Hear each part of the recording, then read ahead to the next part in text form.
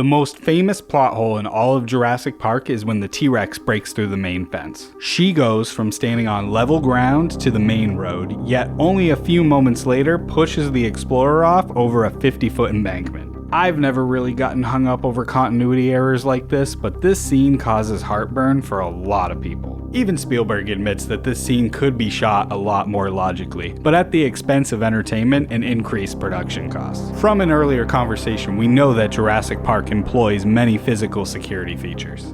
The full 50 miles of perimeter fence are in place. And the concrete moats and the motion sensor tracking systems. Donald, dear boy, relax. It's likely that just adjacent to the T-Rex viewing area is where those moats and barriers begin. It'd make a far less interesting viewing experience if you had to look 50 feet down upon the T-Rex. Because of this, park designers built a small feeding area plateau where the goat is to direct the T-Rex up towards the fence where the guests could see her. And just a few feet in either direction is where the drop-off begins and where the Explorer got pushed. The layout of the park is perhaps the most confusing part of this film, and the only map that we are given doesn't coincide with any of the events of the movie. The best look that we get of the layout of the park is on Nedry's computer screen when the fences begin to fail. I slowed down the playback and plotted where the dinosaurs are supposed to be according to Nedry's map. This is problematic though, because both the park tour and Nedry's trek to the East Dock could not have happened based on how this map is laid out. Fortunately though, the book explains that there were several issues with the original layout of the park, such as the raptors being able to escape out of their original paddock. You likely assume that the opening scene was the raptors being moved from their breeding area to their paddock, but it was actually them being moved from the original paddock to their special enclosure. The map on Nedry's computer is just outdated and is one of the many bugs he's yet to address. I found a fan-made version of the park map online and tweaked it a little bit. I added where the dinosaur paddock should be based on the events of the film, and then the other species that weren't depicted, I just placed them in logical locations. Equipped with this new map, we can now accurately track all of the movements within the perimeter fence and overlay all the events of the film onto it. Nedry was headed towards the East Dock when he got turned around and encountered the Dilophosaurus. There's a few possible scenarios that led to this. Nedry might have taken a wrong turn the moment he entered the main park. He might have gotten so turned around that at some point he ended up back towards the north side of the park. In the 5 minutes the fences were down, an extra sporty Dilophosaurus made it all the way from the north to the south side of the park.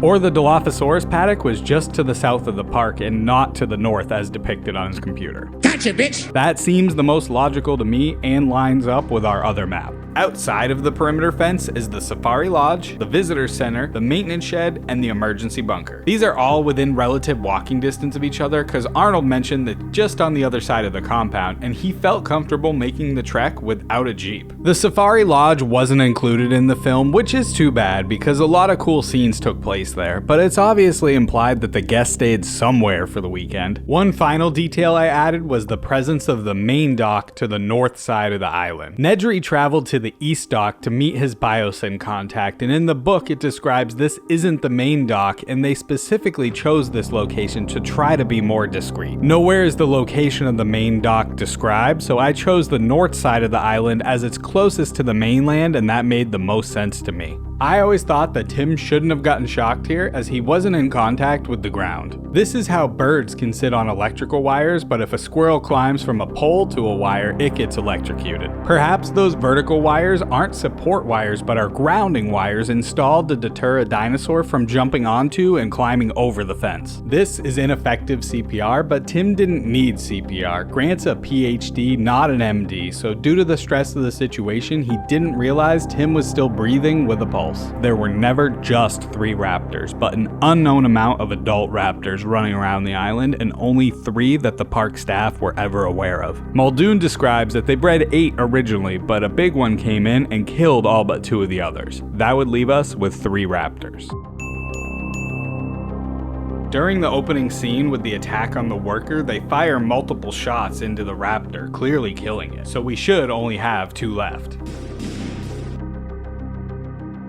Tim and Lex lock one in the freezer, so there should only be one that's unaccounted for. But during the climax, we're back to 2. The film never specifies which paddock Grant and the kids found the eggs in, but these are velociraptor eggs. Before being moved to their special enclosure, they could slip through the fences and basically move freely throughout the park. So their breeding went undetected, and the staff never had an accurate number of how many raptors were on the island. While I was editing this video, I started to punch a hole in my own theory. What if the raptor that was shot and killed in the beginning was actually a 4th raptor? But if you go back and listen to what Muldoon actually says... We bred 8 originally, but when she came in, she took over the pride and killed all but 2 of the others. That's why we have to feed them like this. She had them all attacking the fences when the feeders came. The opening sequence takes place after the big one comes in and kills all but 2 of the others.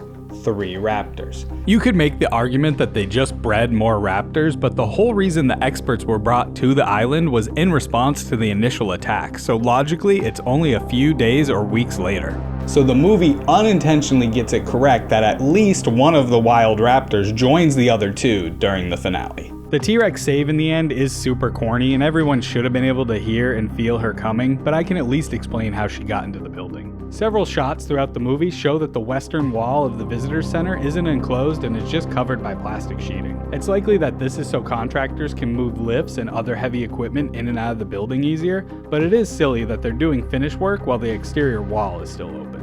It's not a major plot point in either story, but in the book, the dinosaur toxicity is solved. Several of the herbivores needed to swallow small rocks to aid in digestion, and when doing so, accidentally consumed some West Indian lilac. It would slowly poison them over the course of approximately 6 weeks before they would regurgitate it along with the old rock before going to find a new rock.